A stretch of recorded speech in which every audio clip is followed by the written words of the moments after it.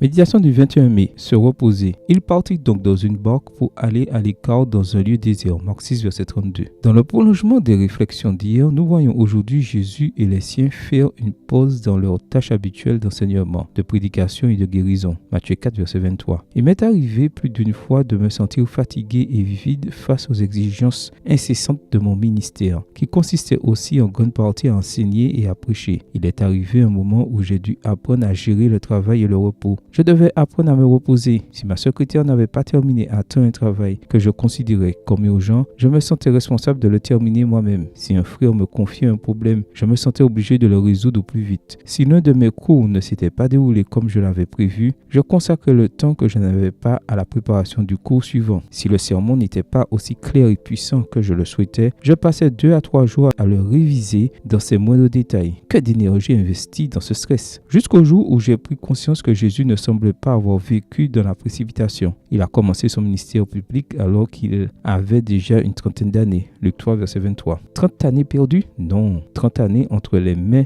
de Dieu préparant un ministère qui devait finalement être très court. Les évangiles ne disent jamais qu'il a agi de manière irréfléchie. Et une fois qu'il a commencé son ministère, sachant qu'il ne lui resterait peut-être plus beaucoup de temps, il ordonne à ses disciples: faisons une pause. Nous devons maintenant nous reposer un peu. Marc 6, verset 31 et 32. L'un des dictons grecs de l'époque disait: la hâte n'a qu'un fils, l'erreur. Avec le temps, l'arrivée de la retraite, l'expérience accumulée et ce que j'ai fini par apprendre de Jésus m'ont aidé à voir mon travail sous un autre angle. Quand j'ai besoin de repos, je me remets entre ses mains. Quand les fardeaux me pèsent, j'essaie de m'en décharger à ses pieds, en recherchant la compagnie et les conseils de celui qui sait mieux que moi combien je suis fragile et combien ma capacité de travail est limitée sans son aide. Après ces rencontres, seul avec Jésus, souvent même devant un ordinateur, la paix revient. Pendant cette pause, je me suis un peu reposé. Je me sens réconforté. Le Seigneur peut à nouveau m'utiliser pleinement pour poursuivre les tâches qu'il m'a confiées. Maintenant, chaque fois que je sens comme aujourd'hui que j'ai besoin de me reposer dans les bras du Seigneur, je ne résiste pas. Je le cherche dans mon petit endroit isolé. Le temps passé avec lui n'est jamais perdu. C'est même le meilleur moment de la journée. Amen.